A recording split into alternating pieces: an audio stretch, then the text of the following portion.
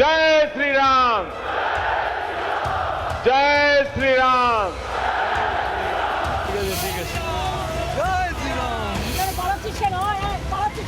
বলল ভাগ্যিস রাবণ আমাকে হরণ করে নিয়ে গেছিল। উত্তরপ্রদেশে হাতরাসের ধর্ষিতা মেয়েটার মতো অবস্থা।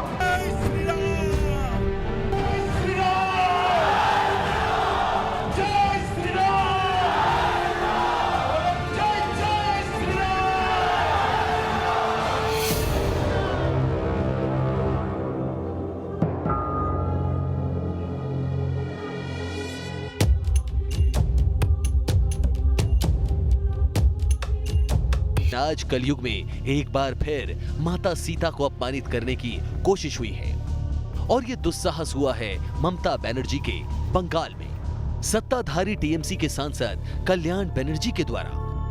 বলল ভাগ্যিস রাবণ আমাকে হরণ করে নিয়ে গেছিল। আর যদি তোমার চেলাগুলো যারা এই জয় বলে যদি তোমার চেলাগুলো যদি আমাকে হরণ করে নিয়ে যেত তাহলে আমার উত্তরপ্রদেশে হাতরাসের ধর্ষিতা মেয়েটার মতো অবস্থা হতো। जिस हिंदुस्तान का बच्चा बच्चा श्री राम के काम आता है उस हिंदुस्तान में मां सीता का अपमान जाहिर है सियासी पार्टियों के लिए बर्दाश्त से बाहर है। टीएमसी में ममता बनर्जी के बेहद खास कल्याण बनर्जी का ये वीडियो जैसे ही वायरल हुआ बवाल मच गया। दिल्ली से कोलकाता तक कल्याण बनर्जी के साथ साथ ममता बनर्जी बीजेपी के निशाने पर आ गई। बीजेपी ने देवी सीता पर की गई इस अपमानजनक टिप्पणी के बाद एफआईआर दर्ज करा दी, तो वहीं हिंदू संगठनों ने भी कड़ा ऐतराज जताया। देखिए, कल्याण बनर्जी जो कि बंगाल के एमपी हैं, जिस प्रकार से उन्होंने सीता मां के लिए अभद्र भाषा का प्रयोग किया है, ये बहुत निंदनीय है। ये एक बड़ा अपराध है।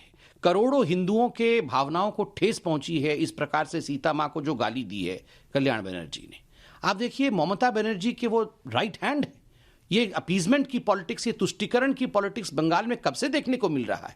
यानी कुछ लोग मुस्लिम तुष्टीकरण की राजनीति करते करते अपनी गंदी हरकतों की पराकाष्ठा तक चले जाते हैं। आखिरकार क्या हिंदू देवी देवताओं, हिंदू मानवंदियों और भगवा पर आक्रमण किए बिना उनकी राजनीतिक रोटी नहीं छिकती? माता सीता के खिलाफ अपमानजनक शब्दों का इस्तेमाल करने वाले तृणमूल कांग्रेस के नेता कल्याण बनर्जी साल 2009 से सांसद हैं।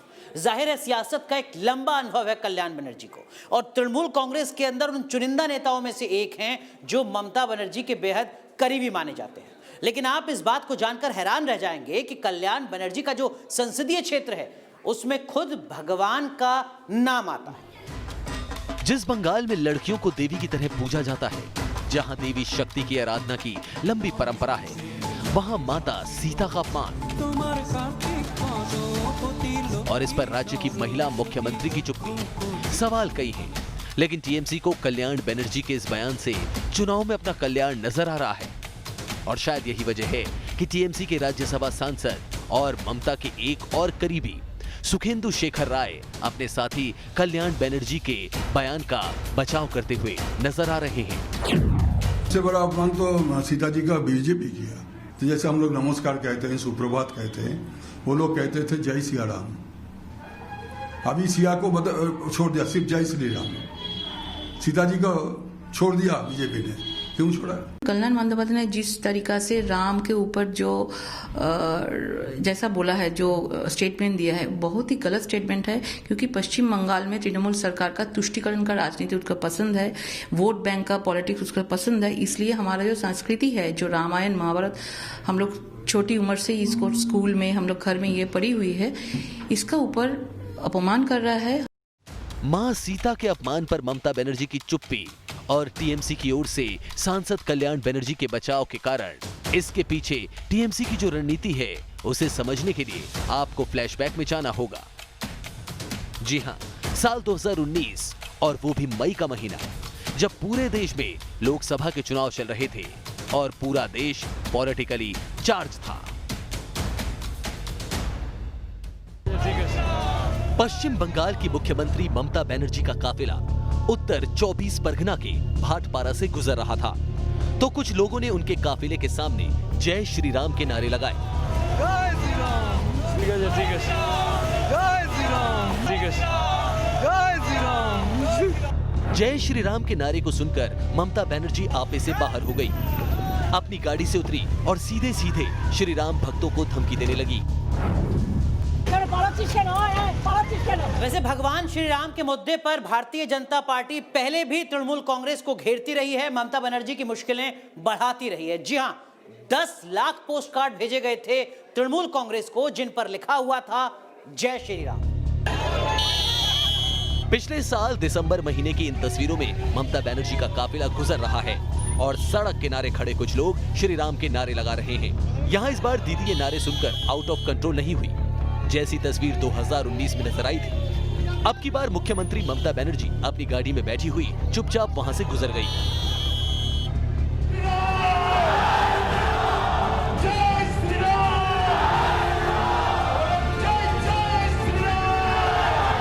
जाहिर है जय श्री राम का नारा बंगाल चुनाव में बड़ा फैक्टर बन चुका है और ये फैक्टर समय के साथ इतना बड़ा मुद्दा क्यों बन गया ये भी आपको बताएंगे। लेकिन अब आपको दिखाते हैं श्री राम फैक्टर पर क्या कहती है यहाँ की जनता। क्या श्री राम फैक्टर से इस बार बंगाल में कमल खिल सकता है? इस मुद्दे पर हमने सबसे पहले बात की आसनसोल की जनता से। वो आसनसोल जो कभी वामपंथियों का गढ़ था, लेकिन यहां से पिछले 2 लोकसभा चुनाव से बीजेपी के बाबुल सुप्रियो जीत रहे हैं, मोदी सरकार में मंत्री भी हैं। आसनसोल में जहां इस वक्त हम मौजूद हैं, यहां पर बड़ी संख्या में हिंदी भाषी लोग रहते हैं जो झारखंड और बिहार से आए हुए हैं। इसके साथ ही यहां पर बांग्ला भाषी लोग भी हैं बड़ी संख्या में। अनुपात इन दोनों का लगभग एक जैसा ही है और साथ ही उर्दू भाषी यानी कि मुस्लिम लोग भी इस इलाके में बड़ी संख्या में रहते हैं। कि अभी ये कहा जा रहा है कि पश्चिम बंगाल में जय श्री राम बोलना तो गुनाह जैसा हो गया। ना ऐसा कुछ नहीं है, जब हवा है। इस बार मोदी जरूर आएगा, ममता जरूर जाएगा। अभी जीतेगा बीजेपी, भारतीय जनता पार्टी अभी सरकार बनेगा एवं बहुमत से बनेगा एकदम। आसनसोल की जनता को लगता है कि विधानसभा चुनाव में श्री राम फैक्टर बड़ा असर डाल सकता है, तो वहीं इस मुद्दे पर वर्तमान की जनता क्या सोचती है ये भी देखिए। हाँ भैया, एक चीज बताइए चलिए कि ये जो जय श्री राम के नारे दिखाई दे रहे हैं अभी पश्चिम बंगाल में, चुनाव में इस नारे का कितना असर होगा? देखिए, नारे का तो कोई असर नहीं होगा। जय श्री राम एक भगवान का नाम है और असली भारतीय जो हिंदू लोग हैं उनका ही गर्व है कि रामचंद्र हमारा युवा नेता है। ठीक है। कौन डर रहा है पश्चिम बंगाल में राम के नाम से? टीएमसी।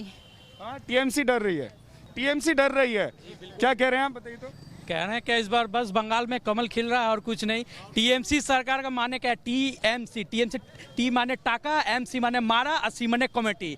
जो राज्य का मुख्यमंत्री है ना, वो देखती है राम के नाम से पेतनी कापता है जैसे वो भी कापता है, तो उसके बातों से हमारा कुछ नहीं होगा। भगवान का नाम लेने से कौन डरता? भूत लोग, शैतान लोग। तो भगवान राम का नाम लेने से शैतान लोग डरता, आक्रोशित होता, वो लोग हमला करता। बंगाल की सियासत पर पैनी नजर रखने वाले कहते हैं जय श्री राम के नारे से ममता बनर्जी की चिढ़ की बड़ी वजह यहाँ का बड़ा मुस्लिम वोट बैंक है। बंगाल में 30% से ज्यादा मुस्लिम आबादी है। इसमें 3 जिले ऐसे हैं जहां मुसलमान बहुसंख्यक हैं। मुर्शिदाबाद में 66%, मालदा में 51%, उत्तर दिनाजपुर में 50% आबादी मुसलमानों की है। तो वहीं कई जिले ऐसे हैं जहां जीत हार मुस्लिम वोटर ही तय करते हैं। दक्षिण दिनाजपुर में मुस्लिम आबादी 25% है, जबकि दक्षिण 24 परगना में 36% और बीरभूम में 30% मुसलमान रहते हैं। सीटों के लिहाज से देखें तो ऐसी विधानसभा सीटों की कमी नहीं है जहां मुसलमान ही किंग मेकर्स हैं। मुर्शिदाबाद के भगवान गोला सीट पर 86%, जबकि जांगली सीट पर 80% और इसी जिले की कांदी सीट पर 59% मुस्लिम आबादी है। मालदा जिले की रतुला सीट पर 77%, हरीशचंद्र सीट पर 73%, जबकि चंचल सीट पर 70% मुसलमान हैं। अब तक ये वोट बैंक एक मुश्त टीएमसी को वोट डालता आया है और जय श्री राम के नारे से ममता की चिढ़ की बड़ी वजह भी यही है।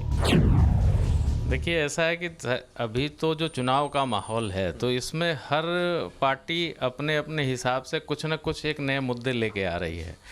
जहाँ तक लव जिहाद का सवाल है, तो बंगाल में हमें नहीं लगता है कि इसका बहुत ज़्यादा कुछ असर होगा। बंगाल का कल्चर जो है वो किसी पार्टी से पूछने की ज़रूरत नहीं है। यहाँ पे हर धर्म के लोग, हर वर्ग के लोग, हर भाषा के लोग एक ही कल्चर को मान के चलते हैं। वो दिवाली भी मनाते हैं, ईद भी मनाते हैं। अब ये जय श्री राम का नारा का जो है दुरुपयोग हम कहेंगे इसको, कि भाई राम जो है वो इसके लिए नहीं है कि आप उनको लेके राजनीति करें। बंगाल के श्रीराम फैक्टर पर न्यूज नेशन ने कोलकाता के वोटरों का भी मन टटोला। सीधा सवाल किया, विधानसभा चुनाव में श्रीराम फैक्टर का कितना असर रहेगा। और मुझे पूरा भरोसा है कि पश्चिम बंगाल में बीजेपी सरकार बनाएगी। एक शब्द बताइए, राम नाम फैक्टर होगा इस बार बंगाल के इलेक्शन चुनाव में? राम नाम तो जरूर फैक्टर होगा। हमारे यहाँ के लोग भी वहाँ पे मतलब नरेंद्र मोदी को बहुत पसंद करता है, बहुत आगे जाएगा। और हमारे तो राम नाम की मतलब है हमारे अवतार राम है। श्री राम हम लोगों का भगवान है, सबसे बड़ा बात यही है।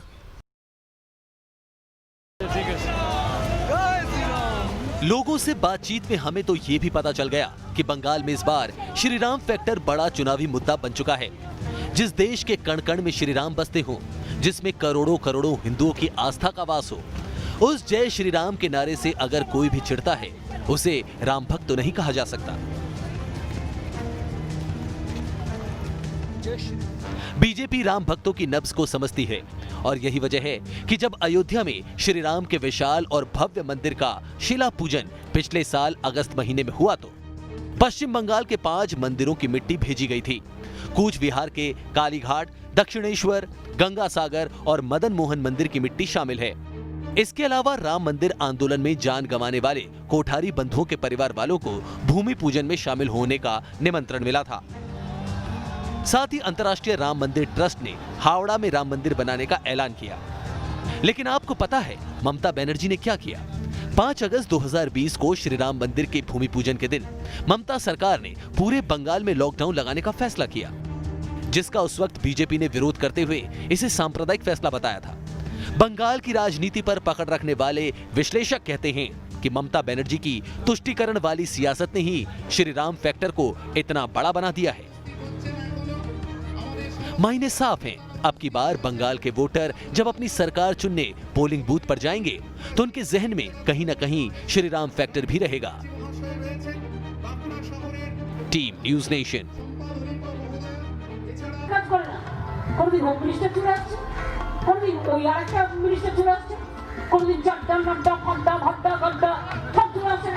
লাঠিও মারবো, গুলিও মারবো, জেলে ঢুকে রাখবো।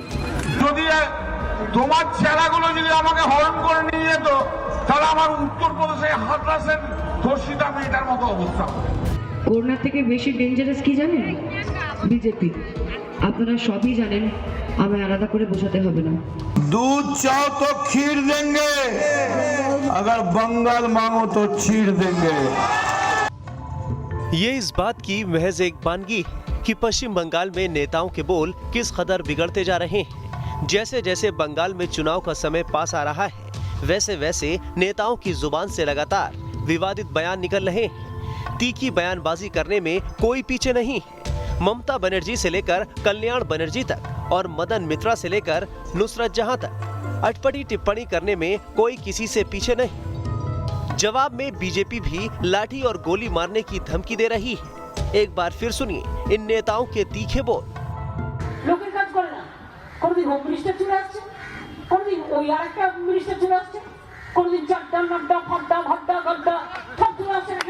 লাঠিও মারবো, গুলিও মারবো, জেলে ঢুকে রাখবো।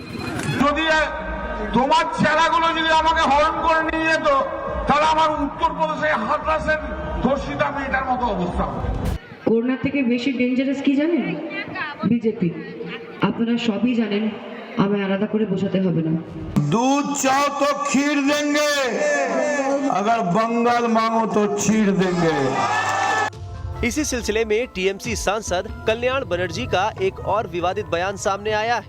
मां सीता पर विवादित टिप्पणी कर पहले ही सियासी बवंडर खड़ा कर चुके कल्याण बनर्जी का कहना है कि बीजेपी और आरएसएस मंदिर और आश्रमों में बलात्कार करने वाले पुजारियों को शरण देती है। আশ্রম আর মন্দিরের সব প্রিস্ট যারা রয়েছে তারা যে এতগুলো করে রেপ করেছে, কবে আপনারা সমালোচনা করেছেন তার জন্য? কবে বিজেপি তাদের বিরুদ্ধে স্টেপ নিয়েছেন? এরা সব বিজেপি এবং আরএসএস এর আশ্রয়ে থাকে। বিজেপি এবং আরএসএস রাস্তা থাকলে রেপ করার কোনো স্বাধীনতা নাকি? कल्याण बनर्जी सिर्फ इतना ही बोलकर नहीं रुके, उन्होंने बीजेपी पर निशाना साधते हुए कहा कि रेप करने के आरोपी पुजारियों के खिलाफ बीजेपी कभी आंदोलन नहीं चलाती है, क्योंकि वो सारे लोग बीजेपी के कार्यकर्ता होते हैं। पहले जब तो तुम लोग का पीस ने क्या है, उसका बगैर में तुम लोग क्या किया, पहले वो तो बोलो, पहले वो तो बोलो। 10-12 केस में तुम लोग का पीस आश्रम का जो है, आश्रम जो चलाता है, इतना रेप किया है, आप लोग पहले तो उनका उत्तर दो, रिप्लाई दो। कल्याण बनर्जी के इस बयान के बाद एक बार फिर बंगाल की सियासत गर्म हो गई। बीजेपी ने उनके इस बयान पर तीखी प्रतिक्रिया देते हुए कहा है कि महिला मुख्यमंत्री होने के बावजूद बलात्कार के मामले में पश्चिम बंगाल पहले नंबर पर है, इसलिए पहले टीएमसी को इस बात का जवाब देना चाहिए। कल्याण बनर्जी को मैं बोल रहा हूँ, जो ममता जी को उसको पूछना चाहिए, जो दीदी पश्चिम बंगाल आप महिला एक चीफ मिनिस्टर रहते हुए क्यों बलात्कार में, क्यों महिला छेड़छाड़ी में बंगाल देश का 1 नंबर राज्य है, वो पहले दीदी से पूछ के ये उत्तर जनता को सुनाए, उसके बाद बाकी बात करें। कुछ महीने बाद ही राज्य में चुनाव होने वाले हैं और अभी तक के हालात के आधार पर बीजेपी और टीएमसी के बीच कड़ा मुकाबला होने की संभावना जताई जा रही है। इससे साफ है कि चुनावी साल में बीजेपी और टीएमसी के बीच जुबानी अदावत का ये सिलसिला अभी आगे भी जारी रह सकता है। Team news nation.